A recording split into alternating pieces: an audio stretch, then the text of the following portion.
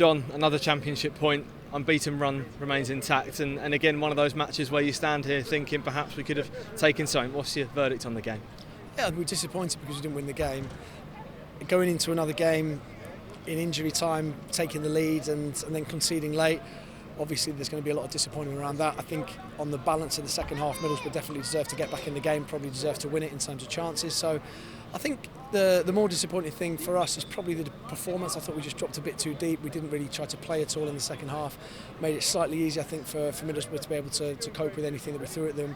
We've got loads to improve on, but really, really positive first half and some really good things I thought that I saw from some individuals who've really stepped up to the plate in a time where we are a bit thin and we're having to sort of get through these games. So I think when we look back on it, we'll be really pleased with the point. There'll be a bit of disappointment because we've now gone 3 games we thought we could have won all 3 of them, but I think on balance of the 3 points is about right. Loads to improve on, but coming to a place like this, it's a tough place to come, and you wouldn't have expected to even get a point here. So how proud are you of your players for the start of the season so far?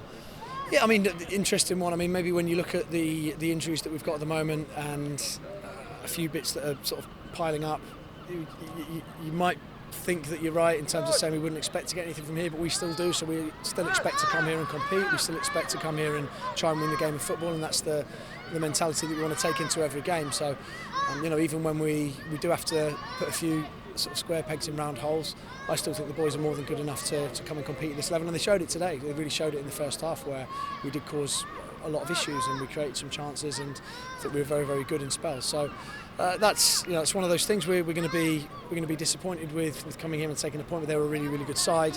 They've been settled for a couple of years now, playoff semi-finalists I think just over 12 months ago, and one of the favourites for promotion. So I think again, to come away from a place like this and be disappointed is a really good sign. Jordan Williams covering for Connor Shaughnessy at the back, one of those changes you mentioned there. What's the verdict with him?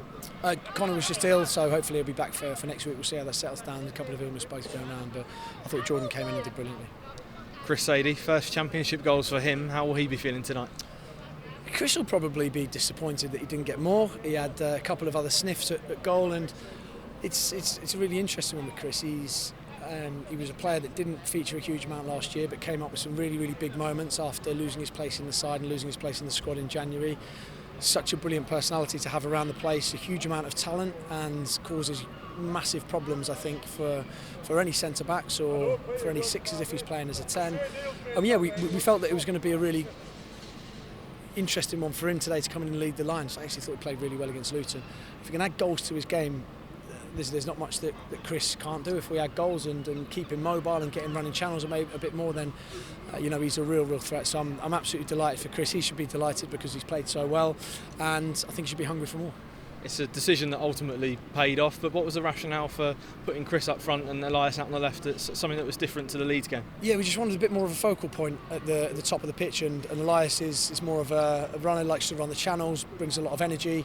Chris is one that will probably stay a bit more central and hold the ball up, and we wanted to have that and then have 3 runners in behind him in Paddy, Callum and Elias. And for large parts of the first half I thought it really worked. Had to deal with a lot of pressure in that second half, so what was missing from our performance, do you think? I thought that we allowed them to play centrally too easily, and there were times where players just ran off the back of our players, 1-2s around us, but we didn't track and we didn't block. I've got no issue if we give away goals or give away chances through brilliant play from the opposition. I didn't really feel that in the second half. I thought it was us just being a bit lax and just switching off for a couple of seconds here and there. I think it's difficult with everything that we've been dealing with, I think, over the last a few days with the likes of Shocks dropping out. The travel is a really interesting one. It's tough. The fans will know it's really tough travelling from anywhere. We've got to get over these things. We've got to make sure, like I said, even when we've dealt with all those, we've got to get a bit fitter. We've got to get a bit better at dealing with onslaughts in the second half. And ultimately, I think if we give the ball away like we did, we give the ball away far too easily in some of those transitional moments in the second half, and we're going to just have to defend.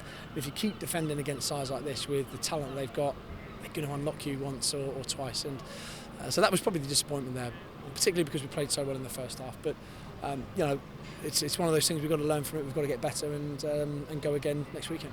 Just finally, more unbelievable support from the fans in the away end over there, and like you said there, they'll know how bad this travel was and how long it is, and they continue to show in their numbers. Yeah, you've got fans fans coming up from Portsmouth last night. We saw a few in the hotel. I don't know what time they'd have had to get up this morning if they were getting up to this one, but it's brilliant. I've seen games at the Riverside, and I look over at the away end, and there's a few people there, and there's quite a few empty seats, but not for the Portsmouth fans. It's just amazing travelling in their numbers. Hopefully enjoying it as well. I think it should be nice to at least come away with the points. They're not too disappointed, but yeah, we probably run out of superlatives because it was just it's an amazing thing. I think to do that week in, week out, spend all your money and come and watch football right up and down the country. But I think the trip's slightly calmed down from now. I think Burnley's next, which is still a good old trek, but it's a bit close to this.